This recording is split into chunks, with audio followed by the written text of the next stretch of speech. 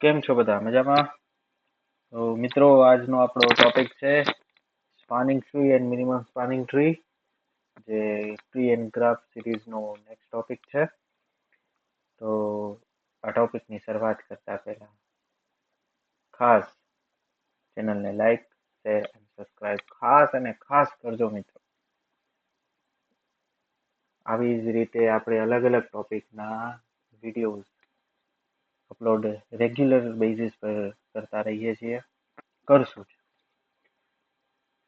અત્યારે ખાલી data structure નો એક ટોપિક છે ગ્રાફ એન્ડ ટ્રી.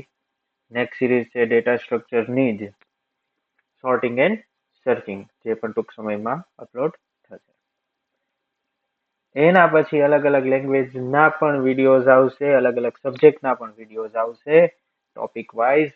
તો ખાસ ચેનલને સબસ્ક્રાઇબ કરવાનું ભૂલતા નહીં મિત્રો. તો શું કહે છે spanning tree and minimum spanning tree?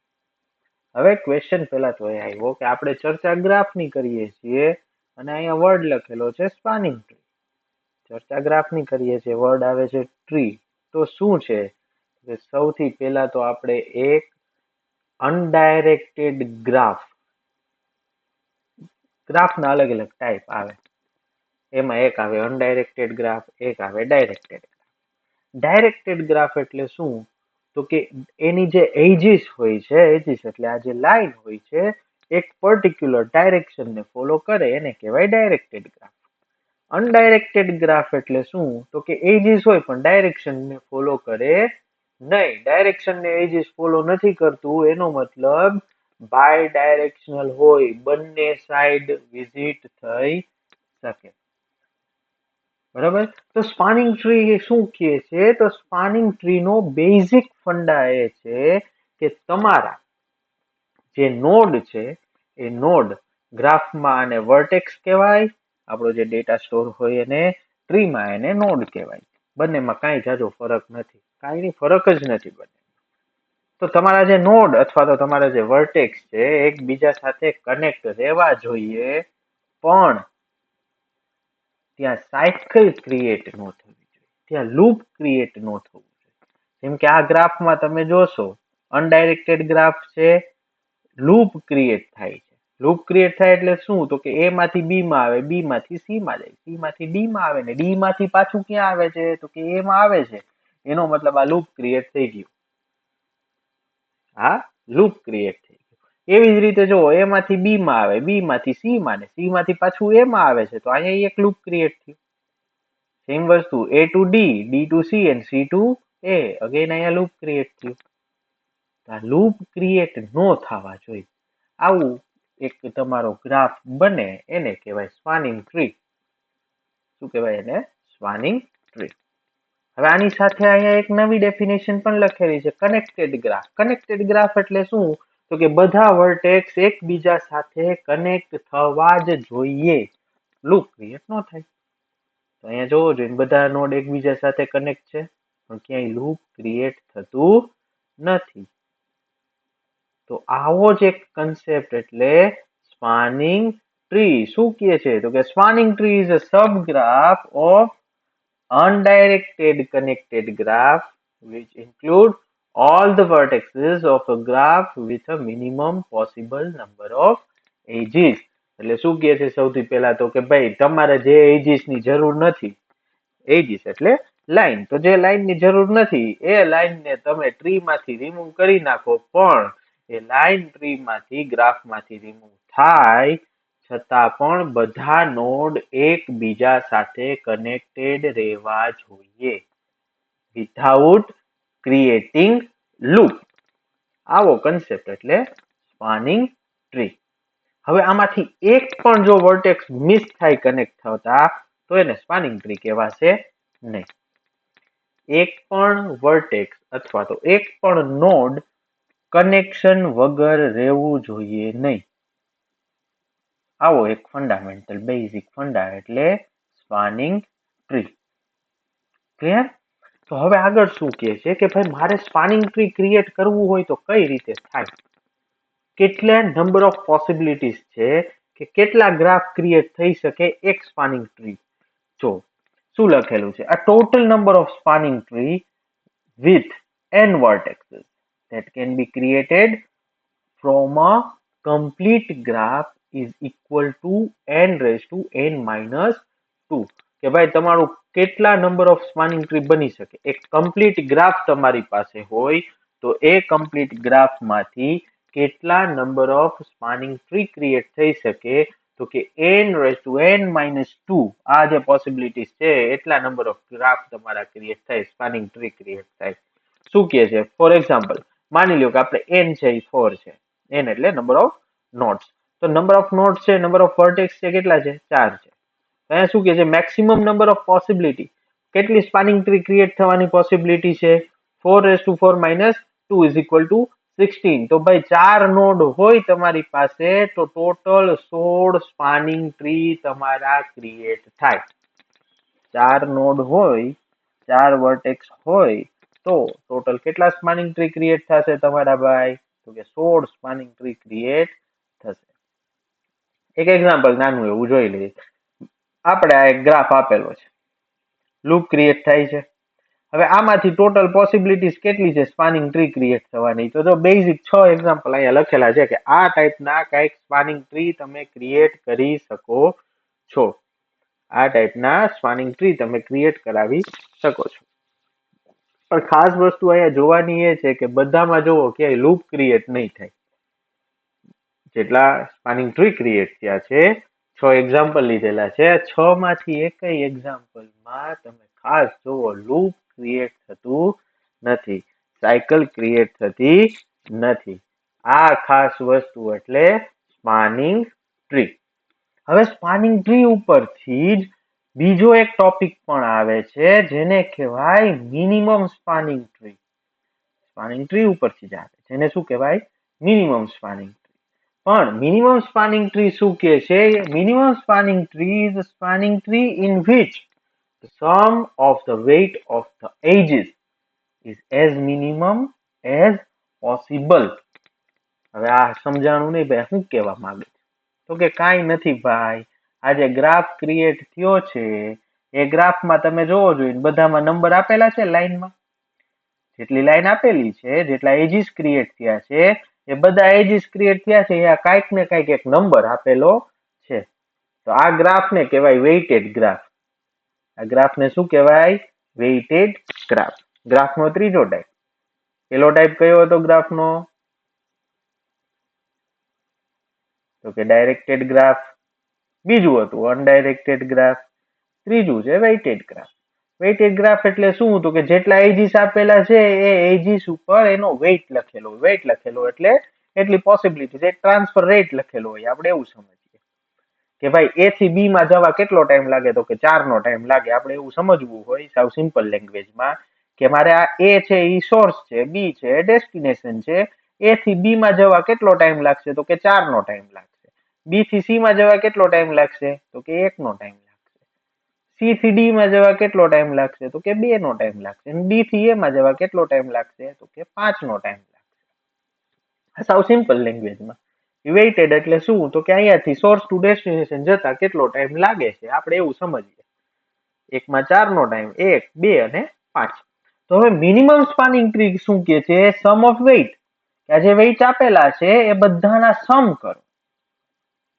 પણ કેમાં સ્પાનિંગ ટ્રી ક્રિએટ કરીને સ્પાનિંગ ટ્રી ક્રિએટ કરીને એટલે આ લૂપ છે લૂપ બને છે એ તો નીકળી જ જવાનું છે તો લૂપ નીકળી જાય પછી સ્પાનિંગ ટ્રી કઈ રીતે ક્રિએટ થાય જો એક્ઝામ્પલ લખેલું છે a to b 4 a to d 5 d to c 2 બધા એકબીજા સાથે કનેક્ટેડ છે તો આના બધાના વેઇટ નો સરવાળો સમ કેટલો થશે ભાઈ 11 11 પછી સેમ વસ્તુ સેકન્ડ ગ્રાફ ક્રિએટ કરો તો એનો સમ છે 8 થર્ડ ક્રિએટ કરો એનો સમ છે 10 અને ફોર્થ ક્રિએટ કરો તો એનો સમ છે 7 હવે આ જે સમ થયો એટલે શું કે માની લ્યો કે આ બી છે એને ડેટા સી ને મોકલવો છે બી ને ડેટા કેને મોકલવો છે તો કે સી ને મોકલવો છે તો જો આનો યુઝ કરીએ તો શું થાય બી ટુ એ માં આવે એ ટુ ડી માં જાય ડી ટુ સી માં જાય તો એનો સમ કેટલો થશે ટાઈમ કેટલો લાગશે તો કે 11 નો ટાઈમ લાગશે કેટલો ટાઈમ લાગશે 11 નો ટાઈમ આવું કંઈક છે તો અહીંયા શું લખેલું છે બધાનો સમ કરી લીધો હવે આ બધા સમ માંથી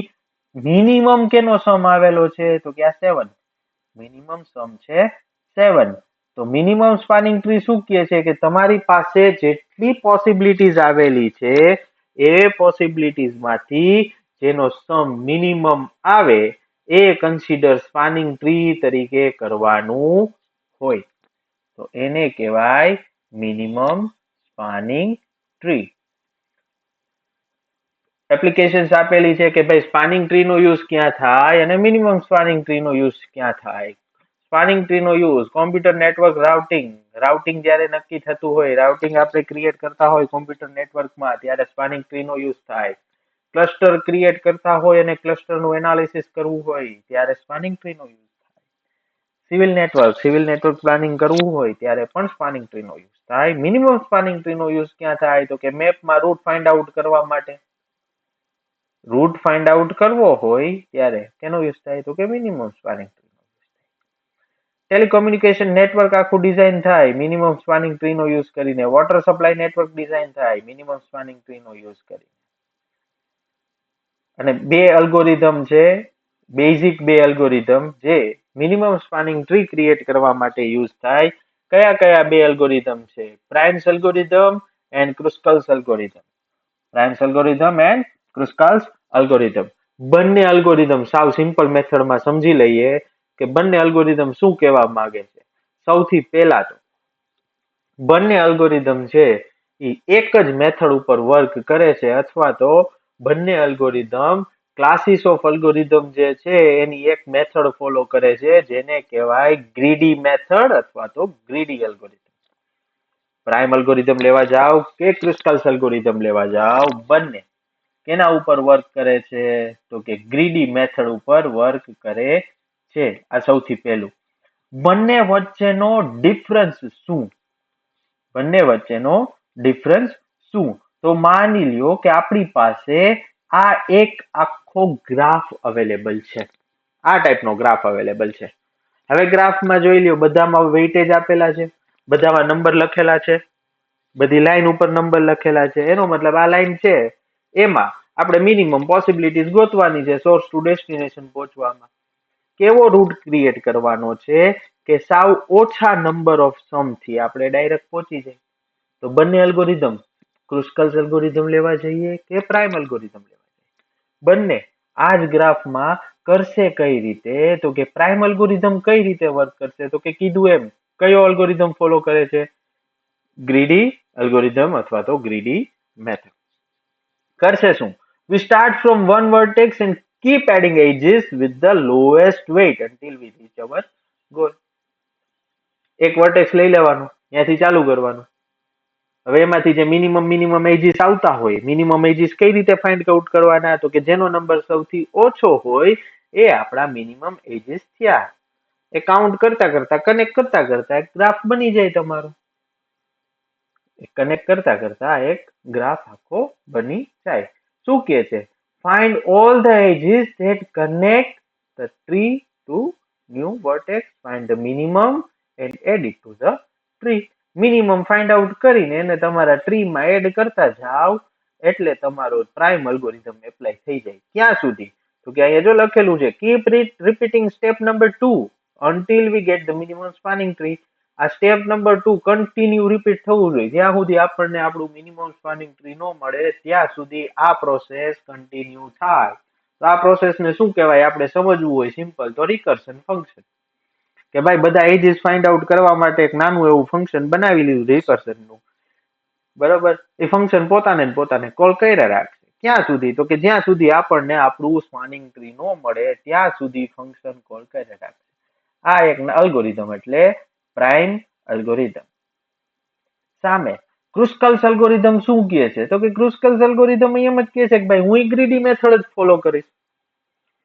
ક્રુસ્કલ્સ અલ્ગોરિધમ એ ગ્રીડી મેથડ ફોલો કરશે. તો બંને વચ્ચેનો ડિફરન્સ શું? બંને વચ્ચેનો એક જ ડિફરન્સ થાય કે ક્રુસ્કલ્સ અલ્ગોરિધમ જે છે એ શું કરશે? Take the edge with the lowest weight and add it to the spanning tree. હવે માની લો કે આપણી પાસે આખો અલ્ગોરિધમ છે, આખો ગ્રાફ છે.